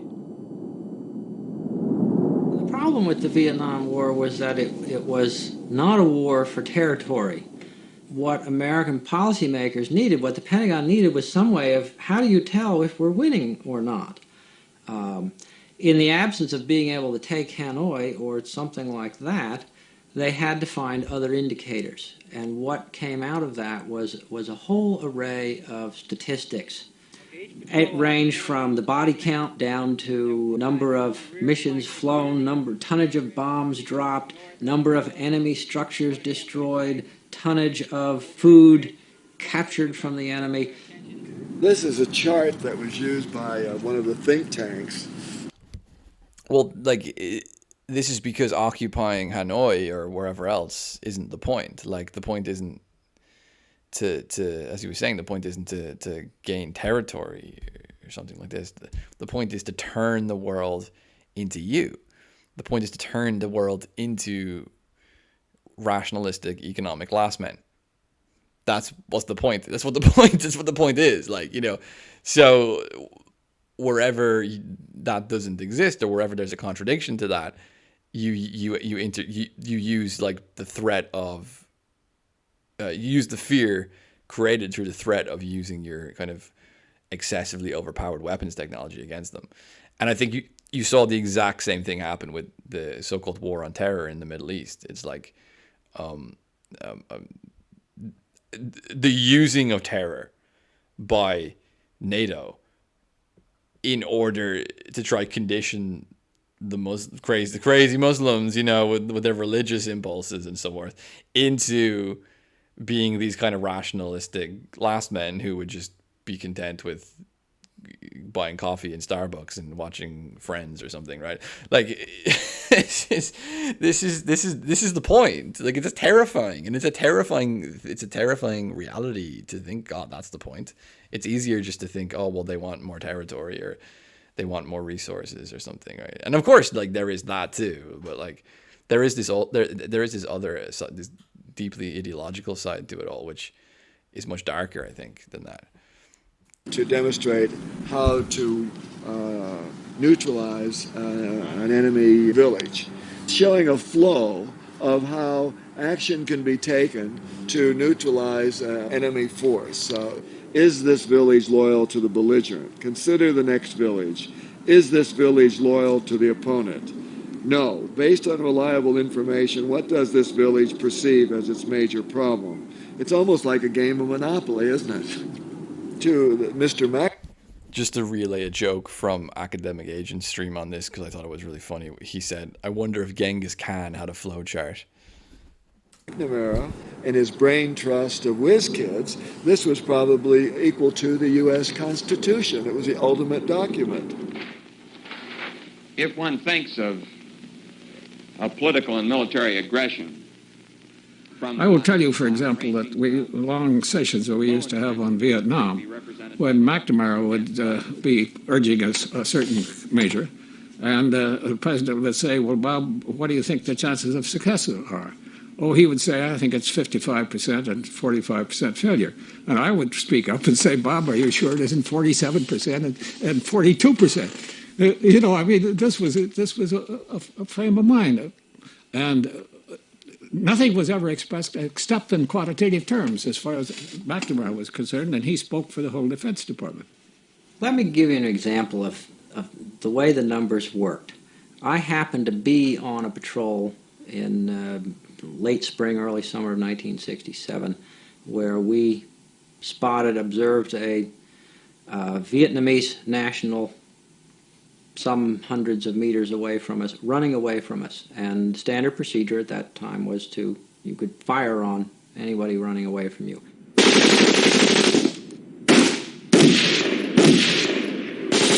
When we got to the body, we discovered that it was an unarmed older woman, 55, 60 years old. And in the intelligence summary that I prepared the next day, I put in exactly what happened. By the time that report reached the division level, that dead woman had become an ageless, genderless Viet Cong with a Chinese communist grenade.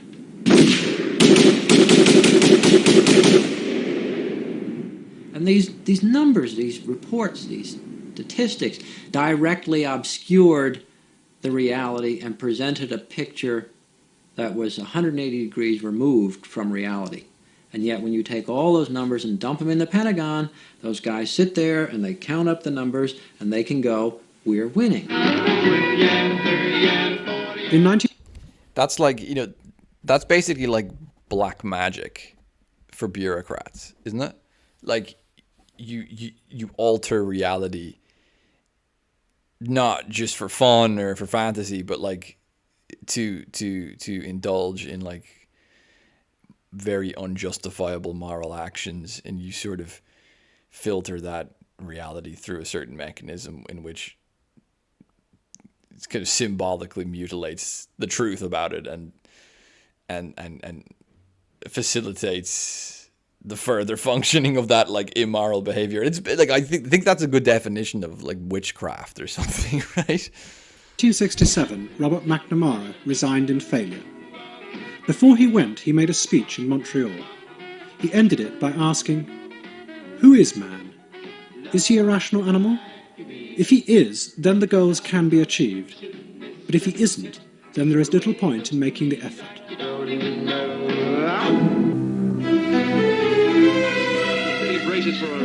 McNamara had been the patron of the strategists.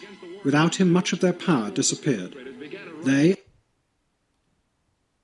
and their think tanks became targets for the mass protests against the war.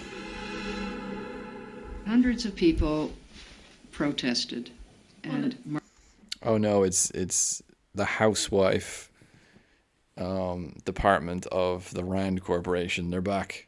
Marched up the driveway and planted crosses in the front yard of the Institute. And it made me and many of us here very angry, because they were making assumptions about what we thought, and they wouldn't even check. They thought we were warmongers up here. There's no question about that. They offered us jobs to go other places. When we would leave the driveway for lunch, they'd stop and offer us jobs if we'd leave Hudson Institute. None of us ever did.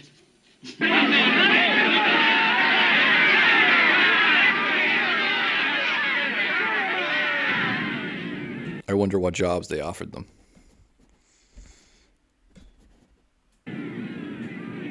America's politicians had originally been attracted to the strategists because they promised a rational, controllable world.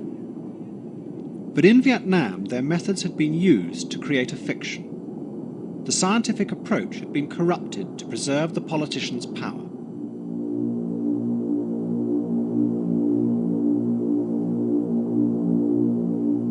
When we started all this systems analysis business, all these many, many years ago, we stepped through the looking glass, where people did the weirdest things, had the most perverse kind of logic imaginable, and yet claimed, to have the most precise understanding of everything, and would give these perversely, superbly rational, logical explanations as to why they were doing all of these perverse and irrational things. That was a world that's always existed. It's always been a perverse, irrational world. That was the world that these systems analysts stepped into. That's the mirror. They should have stayed on the right side.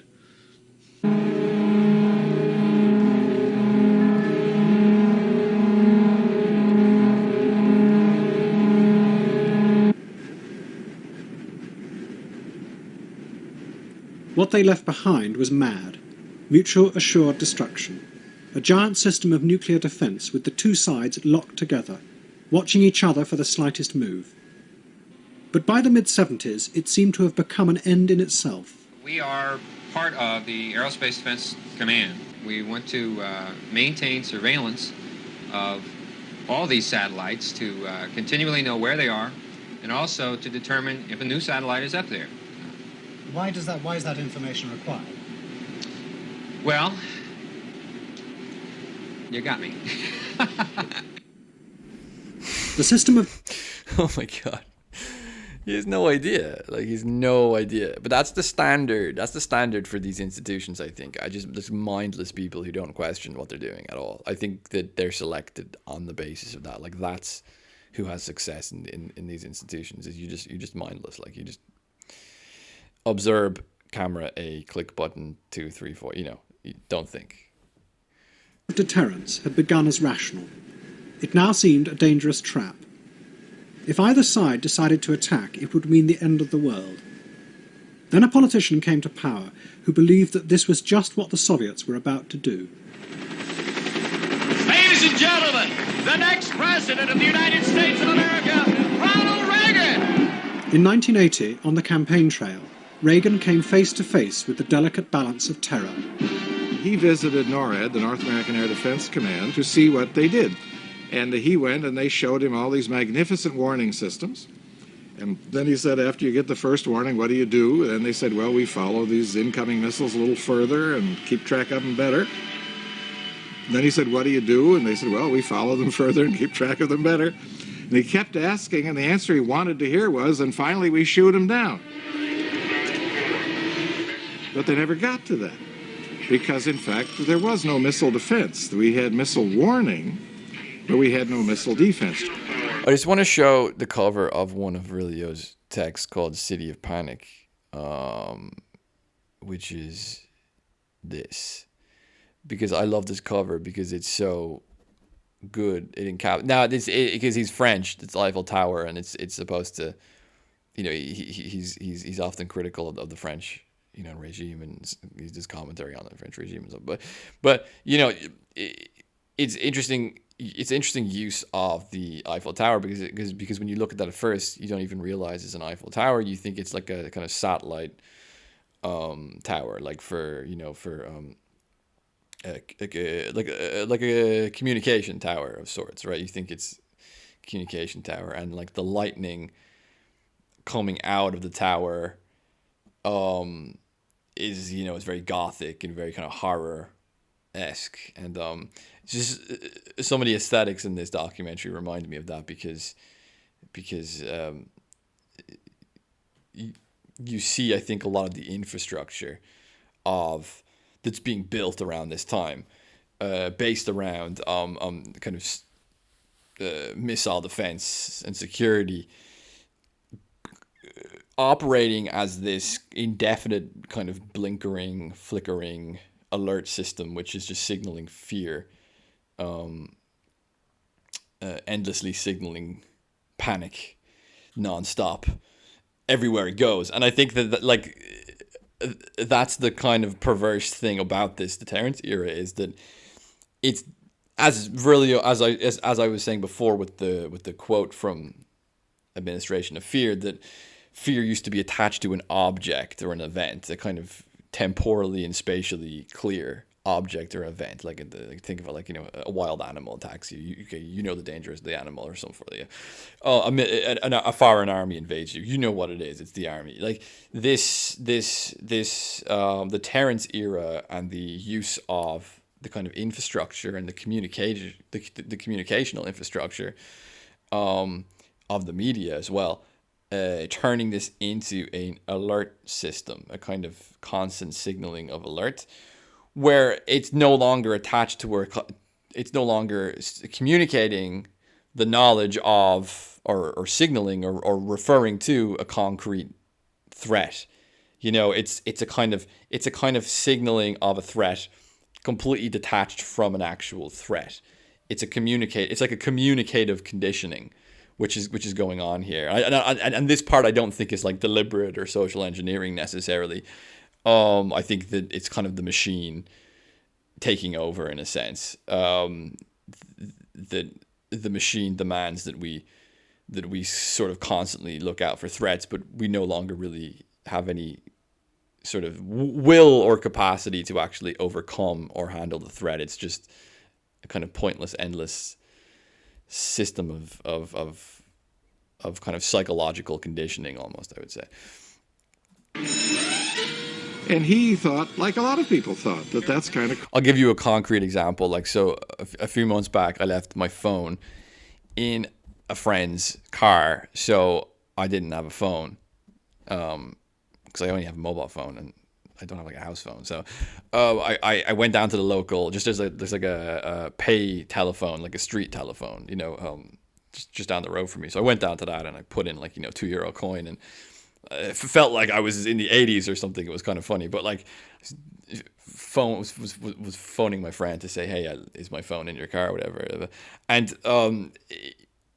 I noticed when I was dialing the number and putting in the money and so on, there was these signs all over there's these kind of like public notice sort of flowchart looking sort of infographs and signs on the dialing board where you pay and put in the number, and it was like, feel in danger, call this number, feel threatened, ring this number, see anything suspicious, ring this number. There's just kind of like this like kind of assumption that someone's in danger because they're using a payphone. Like, most times you use a payphone, it's for reasons which are as banal as my reason, which I left my phone in my friend's car, I need to ring him.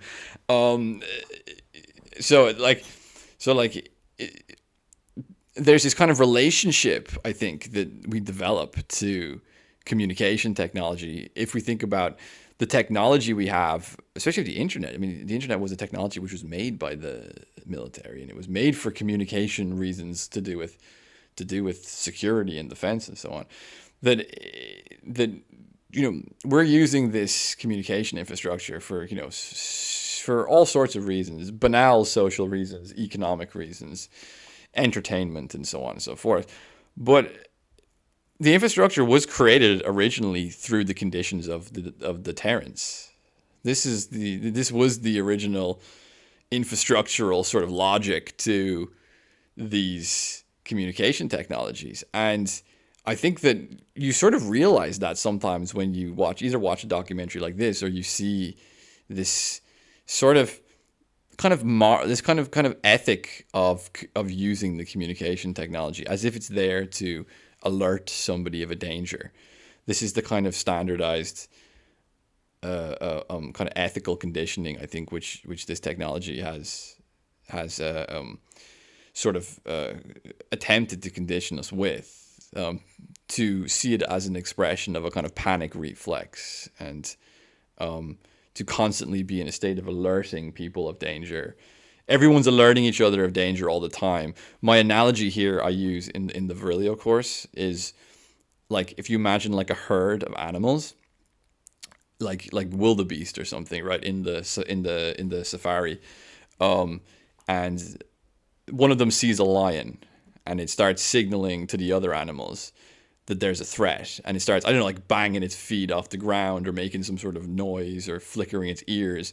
These sorts of like modes of communicative, like you're communicating danger. There's a threat. It's kind of a panic communication. And then the lion goes away, and what will happen with the animals is that they'll stop panicking, because they'll stop communicating panic because the threat's gone away. But the conditioning which this sort of technology has on us today is that like we keep signaling panic even when the lion's gone away. Like, it's no longer attached to an object. We're like herd animals now that signal panic for the sake of signaling panic, and we don't have a sense in which, that communication is actually aimed at anything, if that makes sense. Crazy. I mean, that's got to be fixed. We've really got to work on defense. If science can do all these wonderful things that it's done in the past, it surely can accomplish this if we will just unleash it. But this was an age of disillusion with science, and the people who came forward with the solution the president wanted were zealots. Scientists like the inventor of the hydrogen bomb, Edward Teller. He had long dreamt of a defensive missile shield in space. A lobby group was formed that proposed such a defence could be assembled using the new space shuttle. It was led not by strategists, but by two science fiction writers. We ended up as the kitchen cabinet on space and military technology. We had access to the president, and because we had that access, nobody refused an invitation to come to the meetings, what it amounted to. So we ended up with a bunch of four-star generals and captains of industry and the entire military-industrial complex of the United States in Larry Niven's living room. And in fact, Jim Ransom pointed out that one RPG through the plate glass window of Larry's thing would have pretty well crippled the United States technologically for 20 years. He was probably right. And science fiction writers, by the way, turned out to be very key to this process because they could write the documents that were understandable by the president. Let me share with you. Okay, so the science fiction writers are basically like translating the technological jargon to Reagan. That was the function of the science fiction writers here. So if you think about that in terms of like, you know, cinema and culture and generally and television and the kind of the genre of science fiction, whether books and films and all that, through the media, they're sort of translating something about. We could put it this way: they're sort of translating the goals and morals of these kind of rationalistic courtiers of the age of reason, as Curtis put it. Their aims, their ends, their politics, and their character and their morality. These administrators, their ideals are being translated through science fiction. I think that's maybe one way we can interpret that. You a vision of the future which offers hope. It is that we embark on a program to counter the awesome Soviet missile threat with measures that are defensive. Let us turn to the very strengths in technology that spawned our great industrial base. I mean, this is why someone like Elon Musk, for example, is valuable to the regime, is because he does that. Like he kind of morally and socially translates the ends of these administrators to and these military industrial complex people to the general public. He makes it cool. He makes it based. And so forth. And that have given us the quality of life we enjoy today. What if free people could live secure in the knowledge that we could intercept and destroy strategic ballistic missiles before they reached our own soil or that of our allies? I've speculated before. That's a wonderful image, though, isn't it? Look at this. I'm just going to play this and then I'm going to comment. Fellow Americans, I ask for your prayers. Many of Reagan's cabinet, including...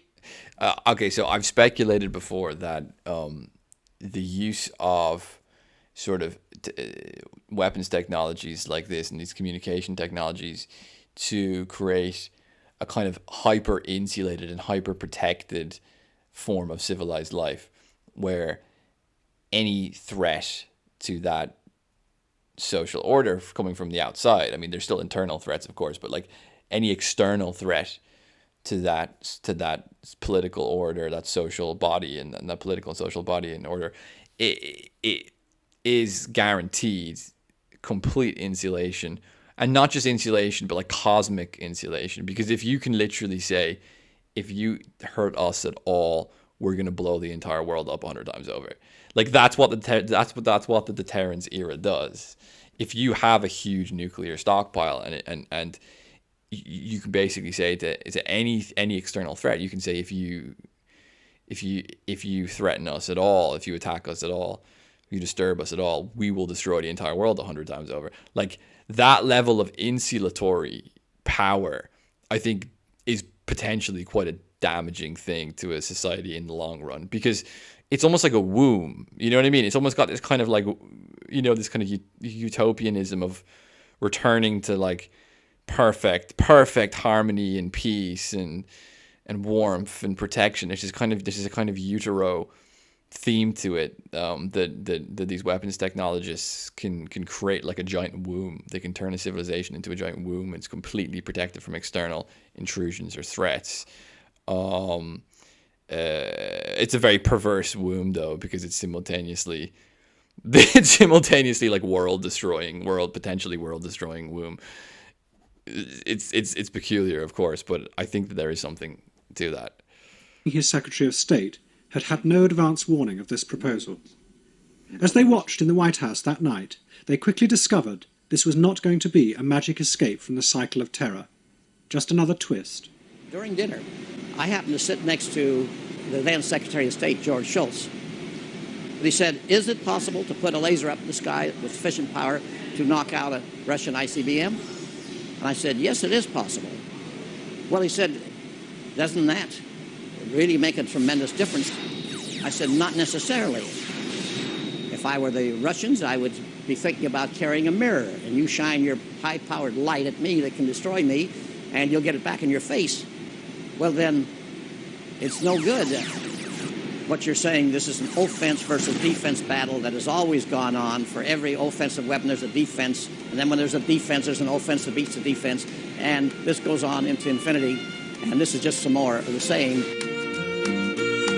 From arrows to rockets, this city built its fame. It's known. After Reagan announced the laser was coming to Oro Grande, it was a Cold War all over again. They were moving it out here to intercept any big, small, or bombs that would come in to our properties. It became known as Star Wars. Dramatic tests of different high-powered lasers were shown on American television. But behind the scenes there were serious problems, especially with the grandiose promises of Edward Teller working at the Livermore Laboratory. There were a small number of X-ray laser tests done underground in Nevada, but these tests were failures. I also wonder what like the effects this has kind of ideologically and psychologically as well on the, you know, so it's been the US, it's been this post-war US-centric kind of world order which has created this kind of extremely insulated civilization. Now it's had the power to brutally punish its enemies. But if you were, I mean, like take Israel for example, like if you are, even if you're like right beside your neighbors and you have terrible relationships with them and they have like a lot of good reasons to want to hurt you and so on,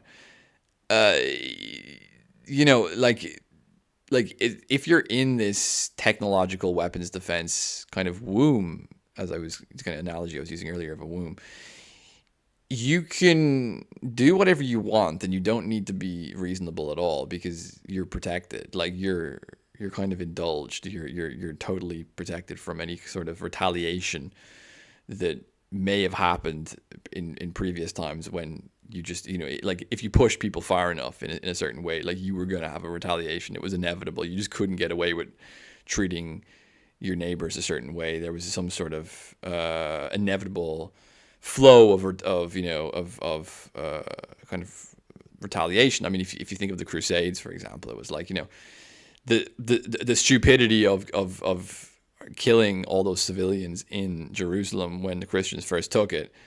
Like they kind of paid for that, you know, continuously for the rest of the Crusades. Like they kind of paid for that mistake continuously, and then I think towards the end of the Crusades, towards like later contests over that area were more diplomatic. I think, you know, that there was like you know, safe passage for pilgrims guaranteed into Jerusalem, and there was more kind of there's more diplomacy between the leaders, even though they were at war the whole time. There was still more diplomacy because like you just can't just behave in this stupid way whenever you want, because you're going to face retaliation, and that's just a kind of law of nature, a kind of social law of nature, or something like that. And I think that what happens with this nuclear womb, this kind of deterrence era womb infrastructure of, mutual destruction is like, you can get away for the first time in history of not, if you're inside the womb, of not thinking about retaliation at all, not having to think about retaliation at all. And I do kind of wonder, like, in the long term, the absolute detrimental effect to kind of savvy political leaders and military generals and people that have to deal with negotiation and diplomacy. Those sorts of people, like, are going to kind of become extinct, because you no longer have to negotiate. You no longer have to think of retaliation or think of consequences of your actions. You have a kind of cosmic insulation from consequences, at least when it comes to, geopolitical military conflicts. So, and the current situation with Ukraine, it's like, just the idea that anyone could negotiate with Putin is just horrific, and we have to, fight them until the end and keep giving weapons. And, it just shows you how, like, the deterrence era has just created these squishy, comfortable, stupid, blind idiots who have been so used to acting with impunity and not having to think about negotiation or retaliation or anything like that. And suddenly when a situation emerges where they kind of have to, someone's put them in a position where they sort of have to negotiate, at some point they just refuse to. They just don't know how. It's kind of morally incomprehensible to them to behave in that way.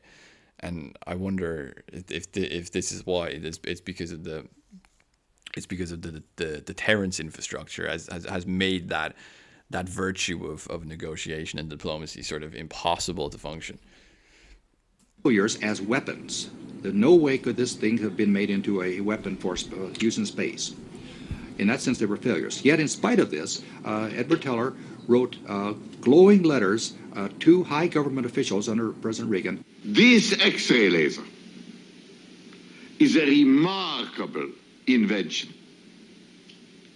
And I am not allowed to tell you more. I wish I would be allowed, and I think I should be allowed to tell you more, because the Soviets know about it anyway, in detail. Teller wrote, for instance, a single X-ray laser module the size of an executive desk, which applied this technology, could potentially shoot down the entire Soviet land-based missile force if it were to be launched into the module's field of view. Now, this kind of statement is absolute blithering nonsense. It is science fiction. It's fantasy. I also think it's dishonest. It was a corruption of science technology to promote a fantastic idea that could not ever work. That's like, you could explain this through over a kind of deeply ideological and moral fixation on technology, like that it has this magic power to just eliminate the threat of anything at any given moment. Again, it's this kind of insulatory motif of, it's quite clear through this documentary and thinking about the kind of ideological setup of things today that the boomer mindset is very much has this kind of infantile view of technology, that technology is kind of like a parent, like a kind of protective parent of them. It can stop any harm.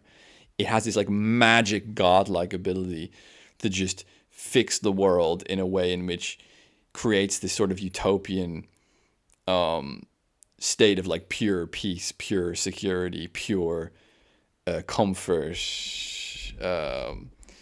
any conflict, any threat, any difficulty can be just eliminated, almost like magic, if you have the right technology and you have the right experts overseeing the use of that technology. And obviously this is bullshit, like, but this is what is believed. But to those who had first persuaded the president, such problems were irrelevant.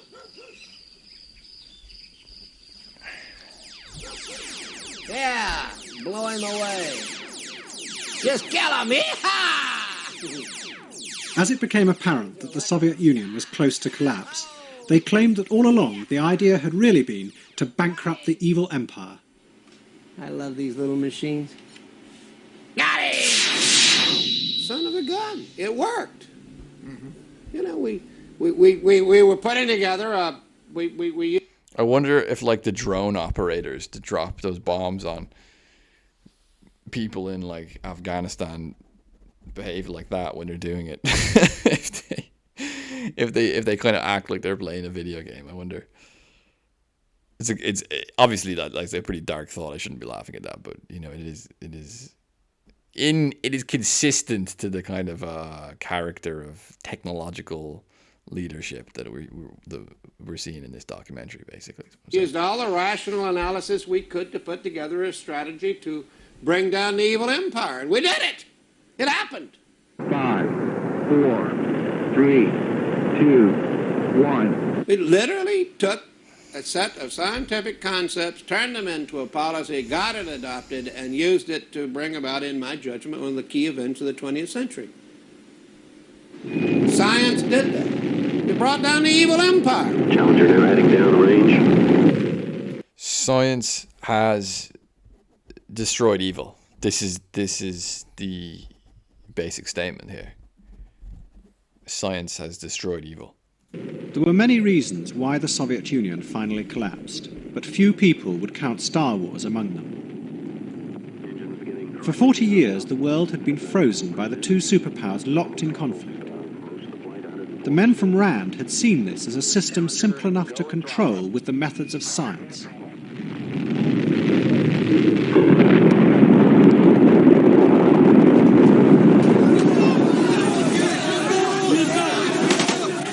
When America's adversary crumbled, that simple world was replaced by complexity and chaos, far beyond the reach of their abstract theories.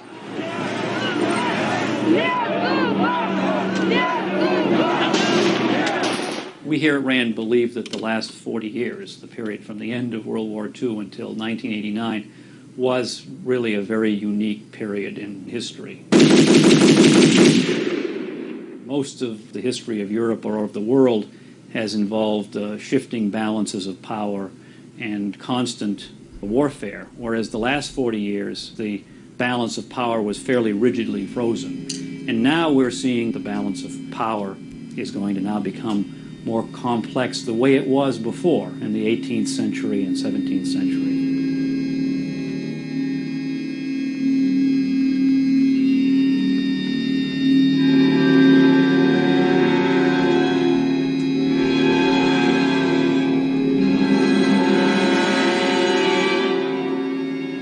Suddenly the Soviet Empire collapsed.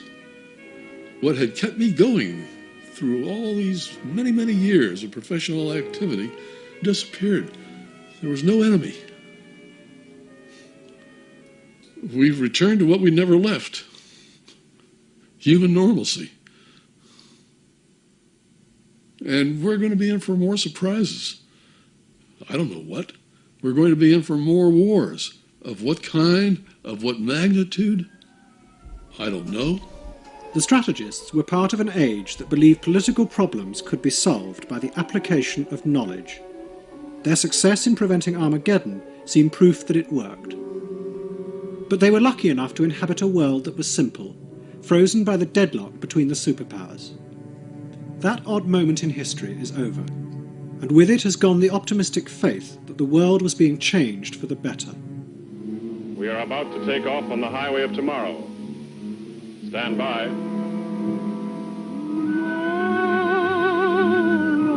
Tomorrow, our dreams will come true. Together,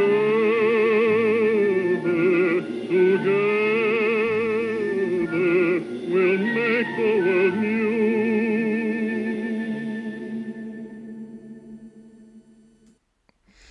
Excellent documentary. So, just while the credits were rolling there, I looked up Fukuyama because I was like, did Fukuyama ever work for the RAND Corporation or any affiliation to them?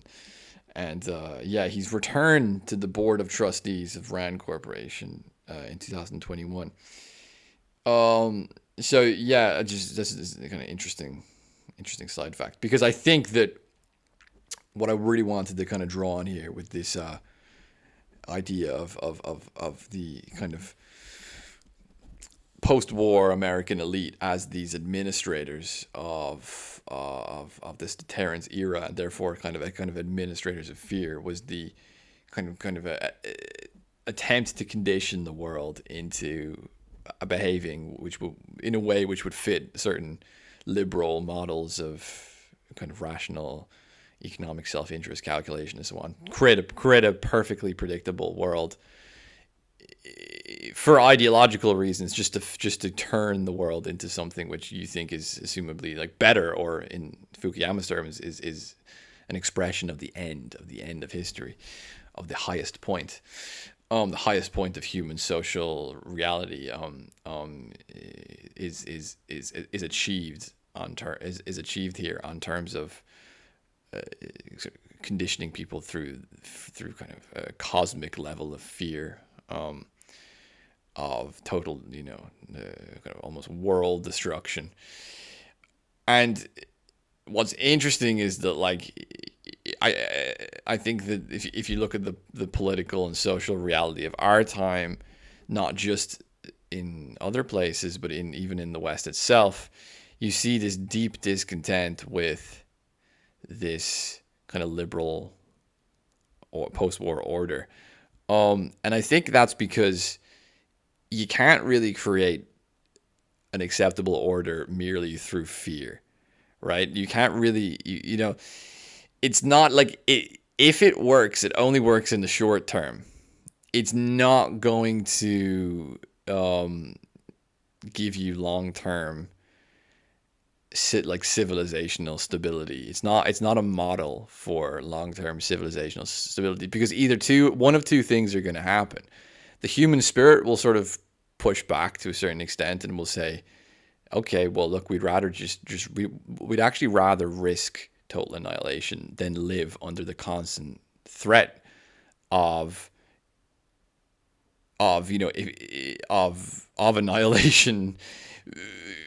Be last men, be these totally rational, calculated kind of economic agents, or be destroyed. Like, a lot of people will actually choose to be destroyed. I mean, we probably underestimate how many people may probably choose destruction then, because living under that regime of fear is almost like a kind of spiritual death.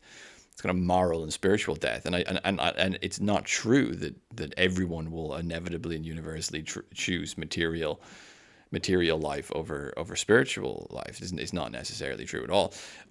So people will just kind of call bluff on it, I think, it's increasingly at some point. And I think the other thing that will happen is also just that the technological conditions will change, and the kind of civilizing force, and I mean that in a very crude way, of the fear of nuclear, kind of mass nuclear destruction, will eventually become less powerful, because, well, you could have a balance of nuclear powers, and you could have weapons, missile defense systems, which sort of nullify the threat of nuclear war. Like, someone shoots a nuke, but someone else has a nuclear defense system and it shoots down that nuke, and someone else shoots a nuke, and then someone else has a nuclear defense system which shoots down that nuke, and you kind of just nullify. Like, technology has this pattern, I think, a lot of the time of creating a big instability and threat, but then kind of technology itself then kind of canceling out that and stabilizing through creating a way to deal with that threat. Think of, like, guns and then bulletproof armor or something like that, right? Like you have a kind of offensive and defensive innovation, and if you're in a period where certain people have guns and other people don't, that's one stage of kind of technological history. But then when you get into the stage where both sides have guns, or if one side has kind of some sort of bulletproof defense or something like this, they invent some way to defend themselves. Well, then then the kind of power structure starts to shift again. So, it's not inevitable that in the long term, this sort of deterrence era is going to be able to create this sort of perfect, conflict-free, harmonious, prosperous, rational world that these administrators and these technologists wanted to achieve and still want to achieve. I think that's turning out today to be an extremely stupid assumption to make in the long term. So anyway, that's just some thoughts on that. If you want to learn about Virilion, subscribe to the channel. I have a playlist, I think, of Virilion videos. I also do a course on Virilion with Joshua Hansen. We're going to be running it again sometime in the near future, so keep an eye out for that. And thank you.